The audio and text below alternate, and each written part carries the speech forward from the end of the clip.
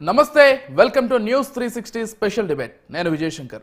పేదవాడి కడుపు నింపాలన్న ప్రభుత్వ ఆశయానికి రైస్ స్మగ్లింగ్ ముఠా తూట్లు పొడిచింది. కాసుల కోసం కక్కుర్తిపడి పేదోడి కడుపు కొట్టింది. ఎన్నాళ్ళ నుంచి జరుగుతుందో తెలియదు కానీ ఒక్కసారిగా కాకినాడ పోర్టు సాక్షిగా బియ్యం స్మగ్లింగ్ దందాను బట్టబయలు చేశారు డిప్యూటీ సీఎం పవన్ కళ్యాణ్. ఇక ఈ మొత్తం వ్యవహారంపై సీఎం చంద్రబాబు గరంగా ఉన్నారు. ఈ రోజు జరిగిన కేబినెట్ సమావేశంలో కూడా బియ్యం స్మగ్లింగ్ పైనే చర్చించిన బాబు బిగ్ వార్నింగ్ ఇచ్చారు. కాకినాడ పోర్టు సెక్యూరిటీతో పాటు పీడీఎస్ బియ్యం అక్రమ రవాణాకు కారణమైన వారి తాట తీస్తానన్నారు. వ్యవస్థలను సెట్ చేస్తూ పరిపాలనను కూటమి ప్రభుత్వం గాడిలో పెడుతోందన్నారు. ఇక ఏపీ సీఎం చంద్రబాబు వార్నింగ్ అక్రమార్కుల గుండెల్లో గుబులు పుట్టిస్తుందా? త్వరలోనే స్టెల్లా షిప్ స్టోరీ బట్టబయలు కానుందా?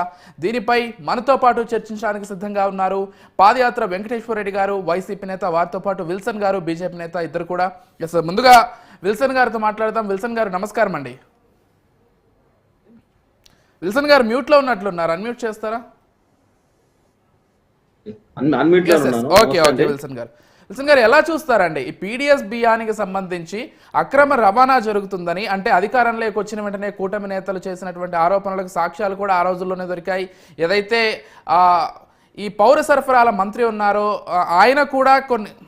ఆయన కూడా వెళ్ళి అక్కడికి కొన్ని ఆధారాలు సేకరించడం కావచ్చు, లేకపోతే అక్రమ రవాణా జరుగుతుందని చాలా ఖచ్చితంగా చెప్పగలడం కావచ్చు జరిగింది.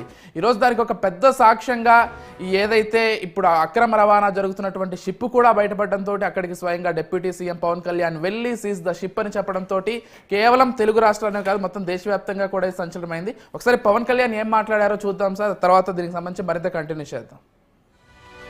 లోపలికి వెళ్ళి చూస్తే మన హోప్ ఐలాండ్ చూస్తే అసలు ఏ విధంగా కట్టుదిట్టంగా లేదు. 975 kilometer coastline Andhra ki. India is going to be a trillions of dollars, almost Modi garu cheppina $7 trillion economy undu diniki bhavishyattu.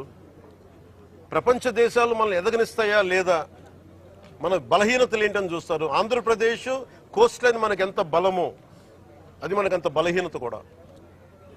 ఎందుకు చెప్తున్నాను ఈ మాట అంటే వైజాగ్ కి పాకిస్తాన్ నుంచి వచ్చిన ఆ యుద్ధ సమయంలో మీకు గజనీ సబ్మెరీన్ చూడొచ్చు. నేను చెప్పాను ఈ రోజున ఈ పబ్లిక్ డిస్ట్రిబ్యూషన్ రైస్ తాగదు స్మగ్లర్లు చేసేది. ఆర్డీఎక్స్లు ఇంపోర్ట్ చేసుకోవచ్చు. ఓఎన్జీసీ ఇలాంటి గ్యాస్ నిక్షేపాలు ఉన్న చాలా కీలకమైన ఇన్స్టిట్యూట్ మనకి వ్యవస్థలు సంస్థలు ఉన్నాయి ఇక్కడ. ఒక 100 కిలోల ఆర్డీఎక్స్ని తెచ్చేసుకుని ఎవరు చూసేవాళ్ళు ఎవరు లేడు, నాదుడు లేడు. It is not just about public distribution సంబంధించిన రైస్ సంబంధించిన ఒక్కటిదే కాదు ఇది. సో మ్యారిటైమ్ సెక్యూరిటీ ఇష్యూస్ కూడా ఉన్నాయి దీనికి. మ్యారిటైమ్ సెక్యూరిటీ ఎక్కడుంది, మ్యారిటైమ్ పోలీసింగ్ ఎక్కడుంది? ఈ పోర్టు ఫ్రీ ఫర్ ఆల్ అయిపోయింది. ఉగ్రవాదులు కసాబ్ లాంటి వాడు ఎలా వచ్చాడు, ఎక్కడ మనకి కరాచీ నుంచి బోట్లో వచ్చి కాల్చేశాడు. ఇండియాకి చాలా వల్నరబుల్ పాయింట్ అయిపోయింది మన దగ్గరికి వచ్చి ఉగ్రవాదులు వచ్చి రావడానికి. ఇది కేవలం నేను ఒక పీడిఎఫ్ ఈ పబ్లిక్ డిస్ట్రిబ్యూషన్ సిస్టమ్ రైస్ సంబంధించి ఒకటే నేను మాట్లాడలేదు. వెరీ రైట్, చూస్తున్నాం కదా, కేవలం ఈ బియ్యానికి సంబంధించి మాత్రమే కాదు సముద్రం ద్వారా అనేక అక్రమాలు జరుగుతున్నాయంటూ కూడా పవన్ కళ్యాణ్ మాట్లాడుతున్నారు. ఎస్ విల్సన్ గారు ఎలా చూస్తారండి? అన్నట్లుగా ప్రభుత్వం ఏర్పడిన మొదటి రోజుల్లోనే దీనికి సంబంధించినటువంటి విషయాలు బయట పెట్టారు. ఈరోజు దానికి సంబంధించి ఒక పెద్ద సాక్ష్యాధారంతో బయటకు వచ్చారని చెప్పుకోవాలి. ఎలా చూస్తారు అసలు పీడీఎస్ బియ్యం అక్రమ తరలింపుకు సంబంధించి కావచ్చు, దాంట్లో ఎవరెవరు పార్టిసిపేట్ చేశారో ఏం చెప్తారు? గుడ్ ఈవినింగ్ అండి. మీకు ప్యానల్లో ఉన్న పాదర్తి గారికి ఇంకా చూస్తున్న ప్రేక్షకులు కూడా. అంటే దీన్ని మనం చూడాల్సిన కోణం ఏంటంటే ఇది ఒక సామాజిక విద్రోహం. ఎందుకంటే బియ్యాన్ని ఎందుకు తక్కువ ధరకు ఇస్తుంది ప్రభుత్వం అంటే మన దేశంలో ఎవరు ఆకలితో చనిపోకూడదు అని చెప్పని నరేంద్ర మోడీ గారు కరోనా టైంలో 2 సంవత్సరాల పాటు ఉచితంగా రైస్ ఇచ్చారు. అదే సమయంలో ₹1, ₹2 కూడా మనం బియ్యం కొనుగోలు చేసుకుంటా వస్తున్నాం. అంటే మరి సబ్సిడీ కింద బియ్యం పంపిణీ చేస్తా ఉన్నారు. ఇటు రాష్ట్రం కేంద్రం కలిపి చేస్తా ఉన్నారు. కేవలం కేంద్ర ప్రభుత్వమే మరి గత కరోనా టైంలోనూ ఇప్పుడు ఉచితంగా బియ్యం ఇస్తా ఉన్నారు. అంటే దీని ఉద్దేశం ఏంటి? దాదాపు ₹40 పైన కేంద్రం డబ్బులు పెట్టుకుంటా మిగతా సొమ్ము ఏ విధంగా వాళ్ళకి లబ్ధి కలిగించాలి ప్రజలకి అన్న ఉద్దేశంతో ఒక సామాజిక ప్రయోజనంతో కూడుకున్న కార్యక్రమం, పంపిణీ కార్యక్రమం. దీని స్మగ్లర్స్ వాళ్ళ వాళ్ళ ఎదుగుదలకి లేకపోతే ఆర్థిక పరమైన డబ్బు సంపాదించుకోవడం కోసం సోపానంగా చేయడం అనేది ఒక పెద్ద విషాదం. ఇది మామూలు విషయం కాదు. ఇదైతే ఈ రోజు మాత్రం జరుగుతున్న కార్యక్రమం కాదు, గత దశాబ్దాలుగా జరుగుతూ ఉంది. అందులోనూ ఇప్పుడు షిప్లో పోవడం ఇవన్నీ కూడా గతంలో కూడా జరుగుతూ ఉంది. దీన్ని అరికట్టే విషయంలో ఇప్పుడు ప్రభుత్వం ఒక రెడ్ అలర్ట్ లాగా ప్రకటించి ముందుకెళ్ళడం అనేది ఒక పాజిటివ్ వైబ్రేషన్. ఎందుకంటే దరిదాపు రేషన్ షాపులకు సంబంధించి వాళ్ళకి ప్రజల దగ్గర నుంచి వాళ్ళ 10 రూపాయలకి, 12 రూపాయలకి, 9 రూపాయలు కొనుగోలు చేసి ఆ బియ్యాన్ని ఏం చేస్తున్నారంటే షిప్పుల ద్వారా పంపిణీ చేస్తున్నారు. వాళ్ళు కోట్ల రూపాయలు, కొన్ని దగ్గర బియ్యం దొరకవు. మన పక్కన ఉండే చెన్నైలోనే మంచి బియ్యం దొరకవు.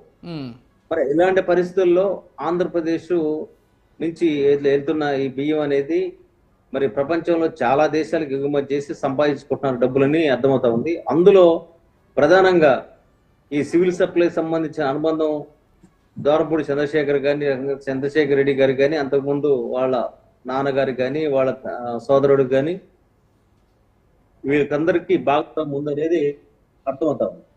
అంటే దీన్ని ఖచ్చితంగా అరికట్టాల్సిన అవసరం ఉంది. అరికట్టే క్రమంలో ఈరోజు పవన్ కళ్యాణ్ గారు ఇచ్చిన స్టేట్మెంట్ కావచ్చు, అంతకుముందు చంద్రబాబు నాయుడు గారు ఇచ్చిన స్టేట్మెంట్ కావచ్చు, మా పార్టీ పెద్దలు పురంధేశ్వరి గారు చెప్పిన స్టేట్మెంట్ కావచ్చు, ఇవన్నీ కూడా ఏంటంటే మేము విశుద్ధ పాలనని ప్రజలకి అందించడం కోసమే అధికారంలోకి వచ్చాం. వచ్చిన తర్వాత దీనిపైన ఖచ్చితంగా ఈ బియ్యం సంబంధించిన మాఫియా పైన ఖచ్చితంగా స్పందించాల్సిన అవసరం ఉంది. అదే ఈరోజు కేబినెట్ లో సుదీర్ఘంగా చర్చ జరిగింది.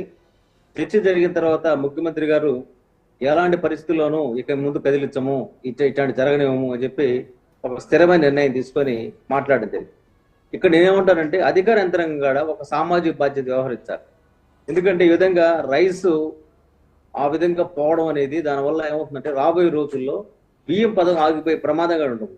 ఎందుకంటే మీకు బియ్యం ఇస్తుంటే మీరు అమ్ముకుంటున్నారంటే మీకు బియ్యం అవసరం లేదు, ఇది నగదుల బదిలీ పథకంగా మారే అవకాశం కూడా ఉంటుంది ఇదే ప్రక్రియ కొనసాగితే.